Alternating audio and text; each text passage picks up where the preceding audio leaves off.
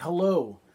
Today is Wednesday, October the 4th, and I'm doing another astrology video right now, and I'm doing it on the topic of Venus opposite Saturn, although right now Venus is still in Leo, and Venus won't properly oppose Saturn until Venus ingresses into Virgo, where Venus will be in fall. And but right now what's happening is that there's this sextile between Venus and Leo and Mars in Libra, and Mars is also applying a square to Pluto, and I think that might factor into this as well. So I might, but there's like I don't know. In my last video, I was talking about creative breakthroughs versus feeling creatively blocked or different creative issues. And, I have also my own whatever. There's something about Venus opposite Saturn that can be seen as a difficult transit for a lot of people because the Saturn is sort of has to do with things that are more obviously difficult, like darkness and depression and isolation and loneliness, especially when opposing Venus, which is the social planet, the planet of relationships and all this kind of stuff. And like my last video, I was talking about it, and also in terms of music, it could also I think there's something about this that has to do with things like creative blocks that could be like writer's blocks, or Saturn has to do with old age, right? And like for the context of like nowadays, people say that punk is dead or that punk is dad, right? Or that there's like dad, like all indie rock is now dad rock, right? Or so like what happens if you're not a dad and you like rock music? Are you still into dad rock? Or is this whatever? I don't know where I'm going with this. But I think that goes with Venus opposite Saturn, and there's something that came up this morning which got me thinking and has inspired me to do this video on Venus opposite Saturn. Namely, there was a video interview with this music guy named James Blake, and honestly, I'm not even the biggest James Blake fan, but a while ago, somebody made this really long video arguing, it's like a video essay arguing that James Blake was the best dubstep producer of them all. And if for those that don't know, James Blake kind of did some dubstep stuff, but he's also does this sort of like kind of breathy R&B soul kind of music or whatever. And it was like James Blake talking about making beats and mental health.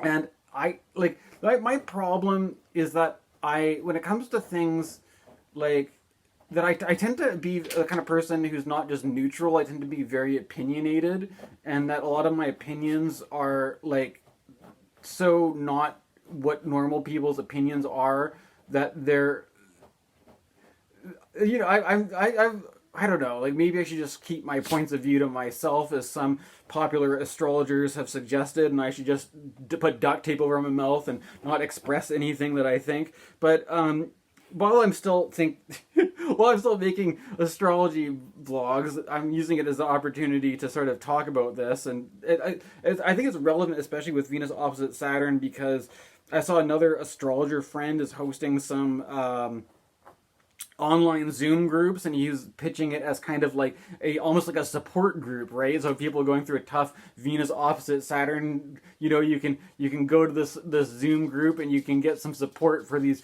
difficult transits and all this kind of stuff. When I was, I used to do support groups for spiritual emergence, and I even hosted them for a while. And one of the things that we had in our support group was against this. There's this problem when you're going through some sort of problem and you want to talk about it, and you try to just talk about it with friends or family, that a lot of times people approach it from the perspective of trying to be a problem solver or to try to fix things. And to me, this scene, like, I don't want to pick on Virgo specifically, but Virgo, I think, is often the kind of like the analytical problem solver mode, especially because it's where Mercury is in good dignity. And so, I mean, it's not like, not to totally dunk on Virgo, but Virgo does have this attitude towards problem solving and stuff like this, right?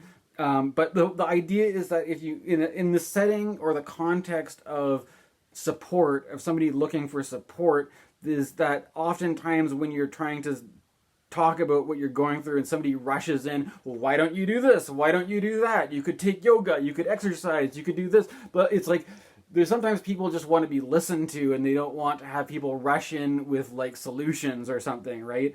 And not just to be listened to, like listen to me complain, but to have, it's like this whole thing of like holding space for people, to have like, to be seen and heard, and to have your, whatever you're going through, to be, to get this idea that you're not just invisible, or you're not just silent, you're not just suffering invisibly, you're not just suffering silently, but the people around you actually recognize that you're having a problem, and they're sympathetic, and they're not just trying to, oh, well, here's a big band-aid, we can just rush in and slap on that, and then we don't have to talk about it, and we can just go on being happy and talking about happy things. It's like that whole having a space or a container to allow more difficult things to come up. But that's what was kind of like in this James Blake issue. What kind of set me off was that he was using this word fixing, right? And what I thought was interesting about this, rather than just from my past experience with support groups and about how we had this kind of idea of not talking about in terms of fixing or problem solving. But I think in some way it may be fair, because in the context that this guy James Blake was talking about it, he was talking about it in terms of people looking for success, right? People in terms of maybe if you were a musician and you wanted to be a successful musician.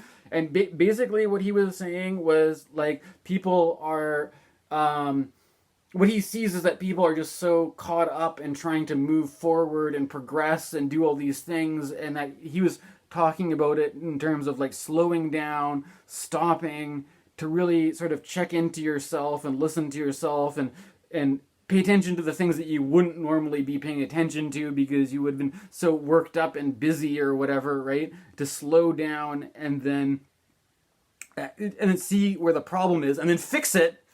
And then once the problem is fixed, you can go on to do you can achieve success, basically, right?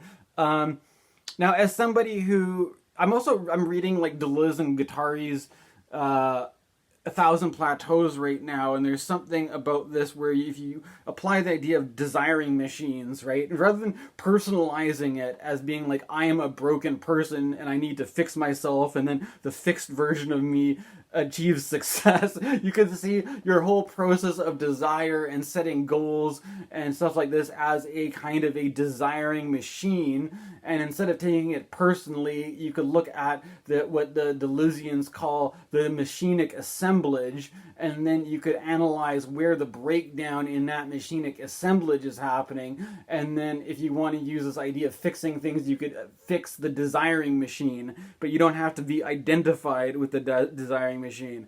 Now, if you're not a Deleuzian, maybe that was kind of over your head, I don't know. But the thing I am thinking about is there's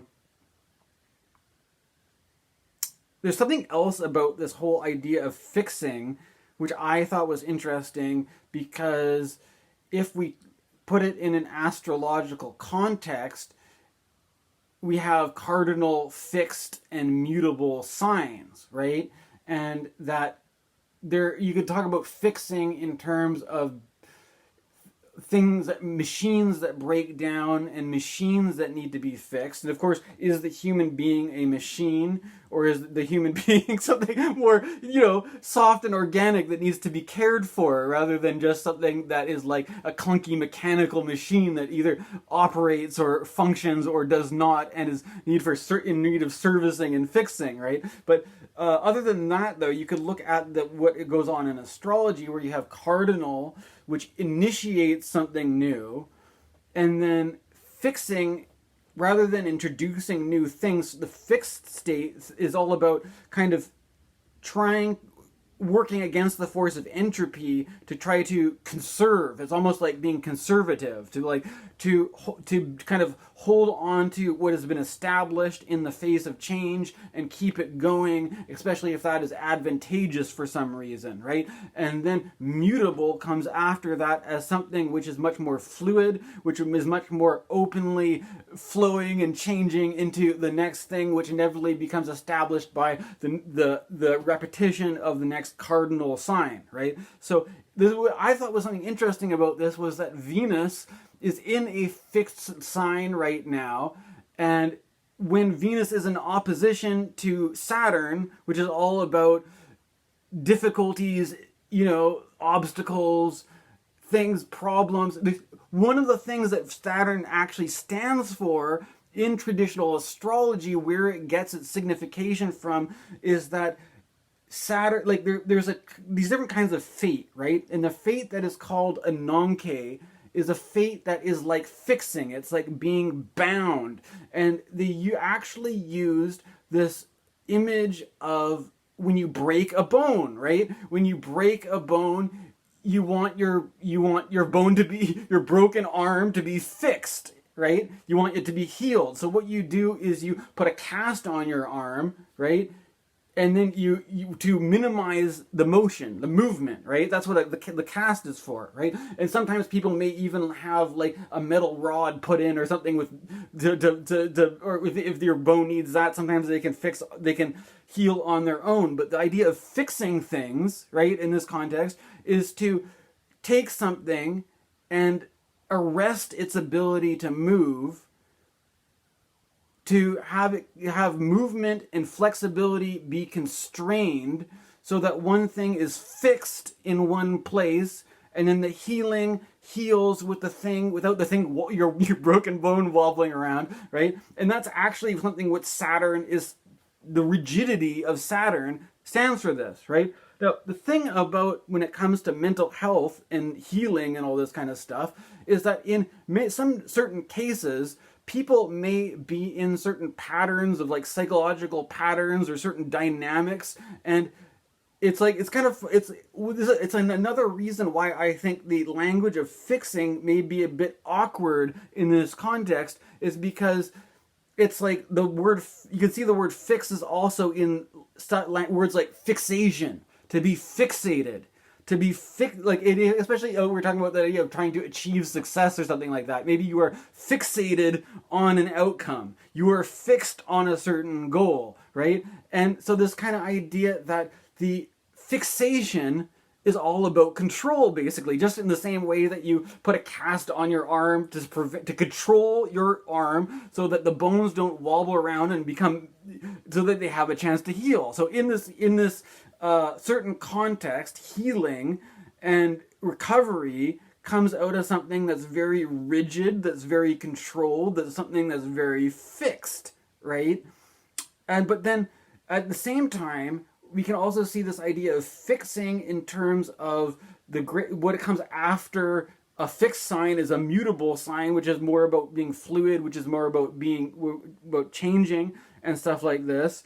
And I think that's one way that we can understand the Venus ingress into Virgo, is that Virgo is all about change, and it's all about planning for change, preparing for change. It's kind of, I see Virgo anyways as that kind of forward looking into the future, trying to make plans, trying to organize, but basically with the mind that things are going to change, and that the changing seasons, there's this basic principle of entropy, which is that the truth of everything, as the Buddhists say, is that everything's impermanent. We're all going to die. We're all going to get sick. And in the face of that truth, that, it's not, we're not fixing ourselves so that we will live eternally, but we can take what we have that is good, that what we have that is healthy, and that we can fix it to protect it against entropy, against falling apart, against change or whatever. But if you read like the Tao Te Ching and all this kind of stuff, that the more resistant we are to change, the more we suffer, right? And so this is another thing, that this language of fixing and to be and being fixated, or that to heal is all about seeing yourself as being broken and needing to be fixed, or that your own practice is something that is something that we need to fix onto. It's all about this sort of ego control onto, as you know, attachment to outcome, right? In the Bhagavad Gita, they say, do your work, but do not attach to the outcome, right? Which is a much less fixated approach to life, right? It's not so fixed on one certain thing, right? And what I was going to say too is that with the Mars square to Pluto, that Pluto is often, there's something in, Hillman talks about this, where they talk about there's certain, like, psychopathy, not to be confused with, being psychotic, like schizophrenic, but if you're a psychopath, like you are like a sociopath, in the sense that you don't have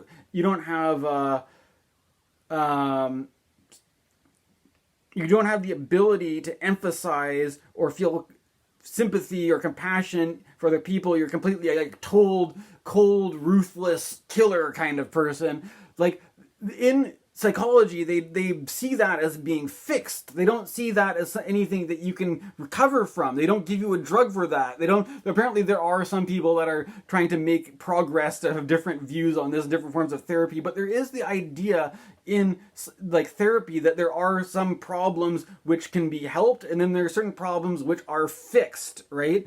And then if we get into the whole idea of like psychedelic therapy, I would argue that psychedelic therapy is like, if the whole idea of taking like LSD or something like that, or some like entheogen, is like I would say that the pretense usually is that there is some fixed pattern, that some sort of like, it's like people go through life, and it's like the things that we're exposed to. It's like, have you ever looked at a candle or a light, and then after you stop looking at that candle, like the light is there as a tracer, or like it's kind of burnt onto your retina? It's like by being exposed to certain people and certain dynamics in our lives, it's like we have these ingrained patterns that are, there are ultimately contingent, because it's dependent, is relative to certain contexts, right? It's relevant to certain, social contexts, certain environmental contexts, but nonetheless, we are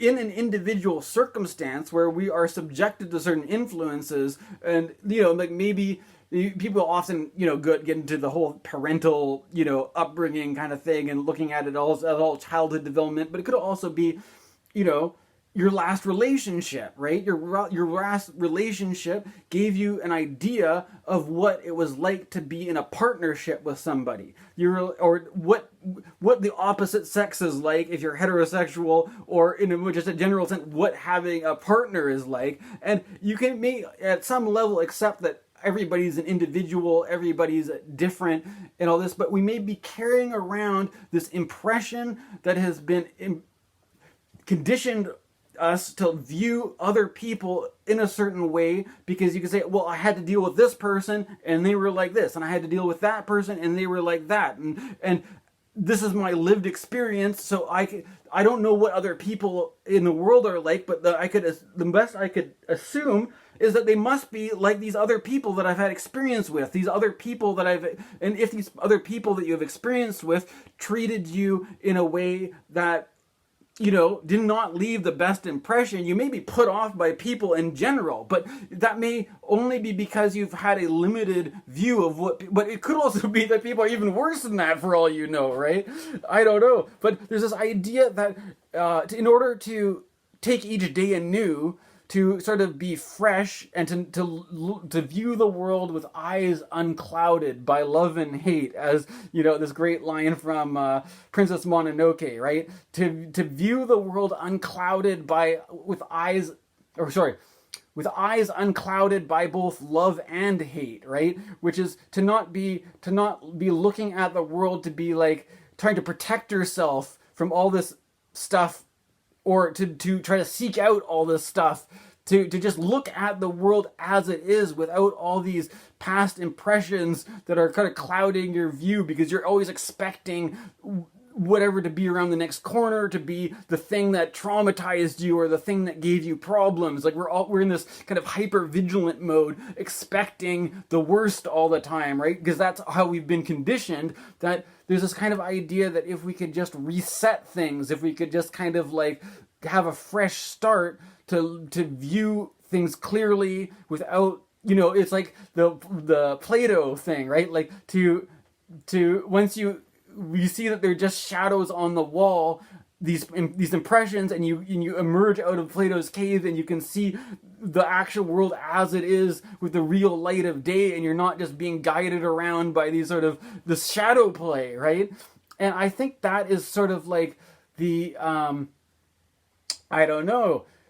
I think we're kind of might be in for a tough one right now, because I think if anything, the Venus opposite Saturn might be being, we might find ourselves really isolated and really fixated, really in that cave, and really fixated on the images that are being projected against the wall of the cave, and really being fixated on that, and not, and you know, and that maybe what we need in this situation isn't more fixing, isn't like, is to actually just be to break out, to break out of this situation, right? So this is kind of idea of breaking and fixing, in that you could look at the whole thing with the metaphor as being broken and I need to be fixed to get what I want, or else you could see this whole thing is a fixated arrangement that needs to be broken down so it can do something different, right? And that if anything, at least with Mars square Pluto, Pluto is the death, rebirth, transformation, and all this kind of stuff, right? Okay, well, I just thought I'd get that one out there. This is my idea for the current astrology and the transits between Venus and Saturn and Mars and Pluto. And then we've got a solar eclipse. I mean, I can see why, you know, other astrologers take this approach of just telling people not to worry about this kind of stuff, right? Like, I mean,